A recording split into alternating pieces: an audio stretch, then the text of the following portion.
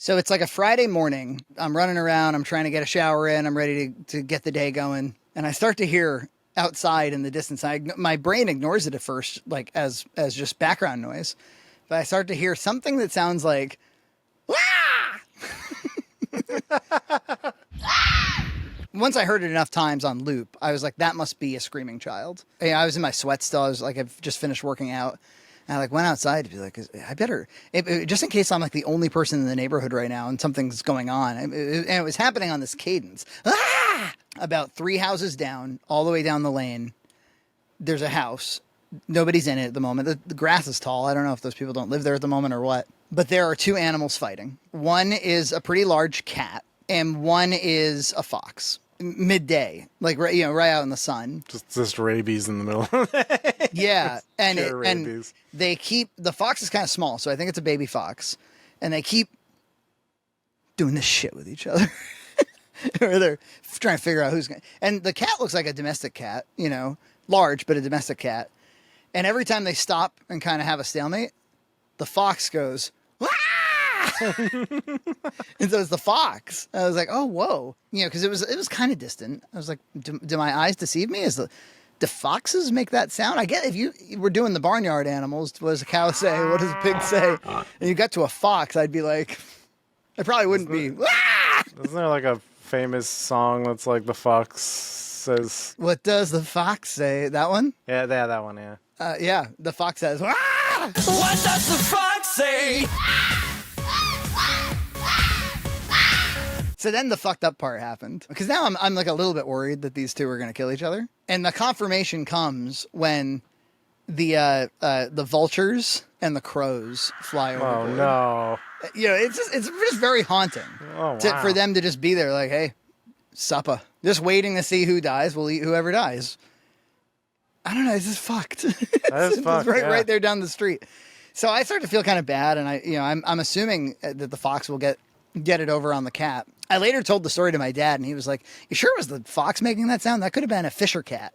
He's like, Fisher cats are these kind of vicious. They've got these long faces. The body kind of looks like a cat, but the face doesn't. And they make kind of like a screechy, weird sort of human kind of predator sound like that. So I started to feel bad. So I started to go like, hey, just to try to disrupt them and be like, hey, a human's here. Yeah. We have guns sometimes. Yeah, there was a groundhog in my garden box the other day, and I was like, hey, hey, hey.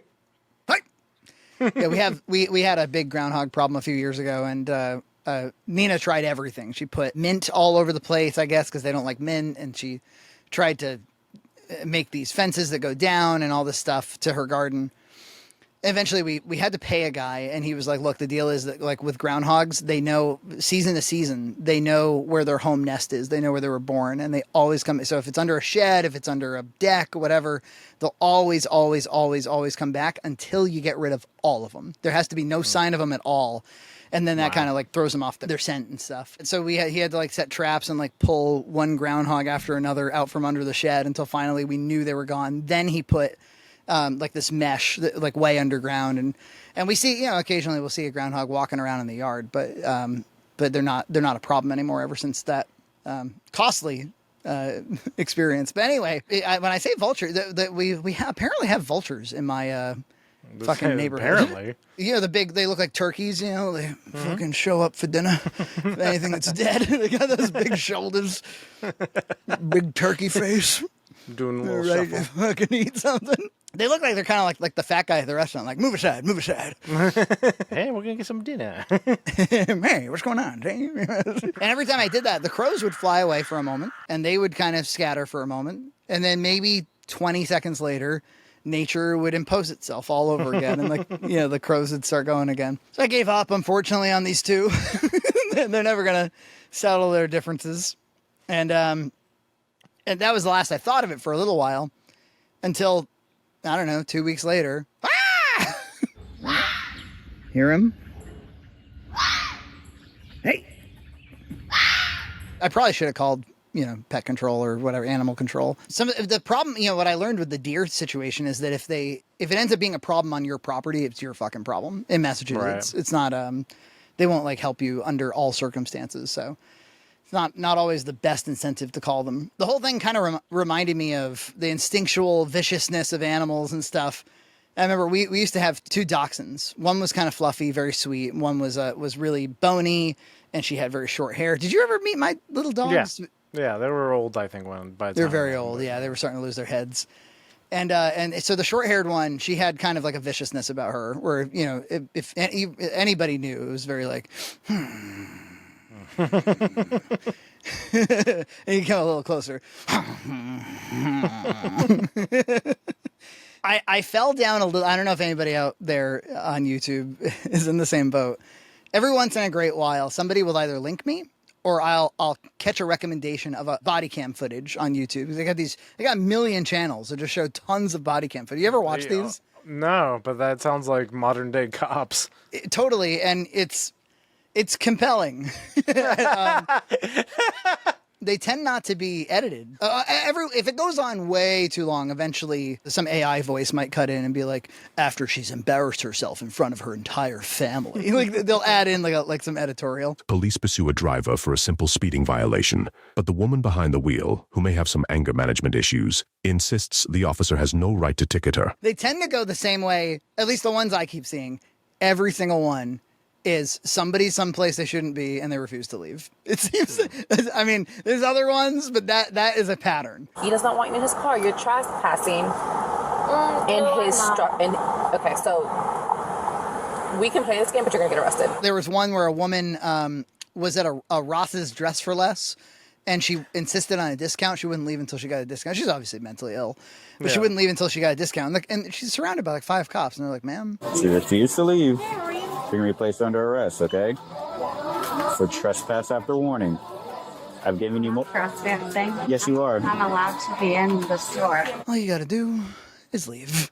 Please leave. The last thing we want to do is like arrest you for just sitting here. And it almost always ends in arrest. There's been a few. I remember I saw this one. It was like a young couple, maybe early 20s, maybe even late teens. One of them called the cops. Cops show up. The girl's very meek, almost kind of like Boogie's child bride there that he's now recently wed to. And the guy is like, yo, she's totally fucking crazy. Yeah, guys, have you ever been with a woman? Have you ever been with a woman? She's drunk and she's upsetting me, dude. I've been dealing with this for a month and a half now. If you knew how many times I've been over by women, you would understand. Can you understand how women are, though? Do you understand how women are, or do you not have a girlfriend? This girl, oh my God, guys, you fucking... And he's going on like that.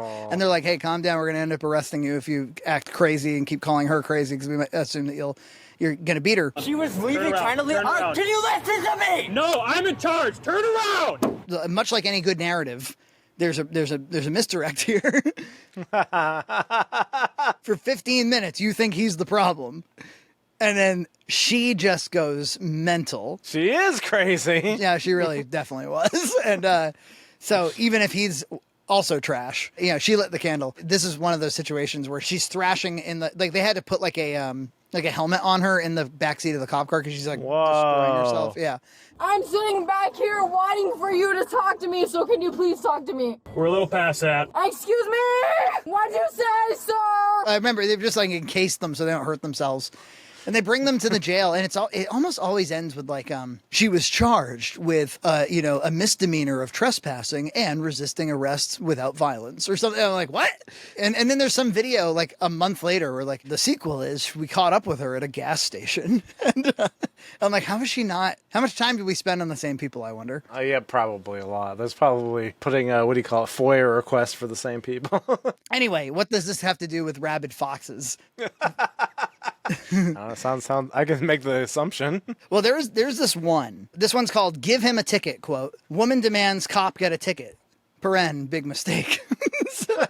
They wanted to pull her over for a speeding violation, but she parked in like a parking lot before they put their lights on or something like that. And she starts saying, this is another big theme of these videos, by the way. They all think they're lawyers. They all think they're Saul Goodman. I would like to press charges. You don't get to. I'm being held against my will. Do you know you're committing treason right now? Do you know you're harassing? Yes, you are! You shouldn't have searched me like that. I should have gotten searched privately, first of all. You're gonna know when your commander gets here and cuffs you. You're gonna understand that everything she just told you was true. You're out of a job. You're out of your freedom! And you're embarrassing me in public. open the door. You're actually it's libel. It's a lot of libel. This is my own private domicile and I will not be harassed. Bitch! So she goes, you guys can't pull me over once I'm already in the parking lot or something. They're like, well, I got you speeding. And so that's why I'm catching up with you. And she goes, well, he was speeding. The cop was speeding in order to catch up with me. So he should get a ticket. Yeah, that'll work. Then she starts insisting that she speak with his sergeant. So his sergeant shows up and he starts backing his guy up and she starts flipping out.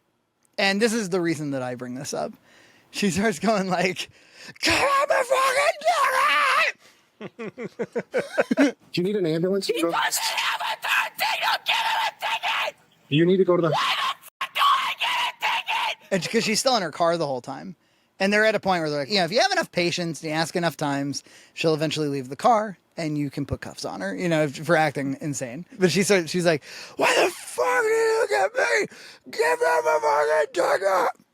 Can I help you with anything else? Give him a ticket! The quickest way on a bad day to make me laugh, really, that goes straight to my heart, is not her screaming, although that's a little funny, but it's a little stressful, somebody screaming like that. It's the animalistic fear and anxiety that reminds me so much of my little dog years ago. That's how it all comes back.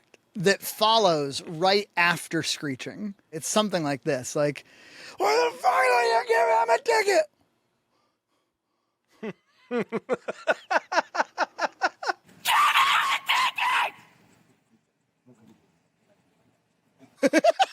It's animal.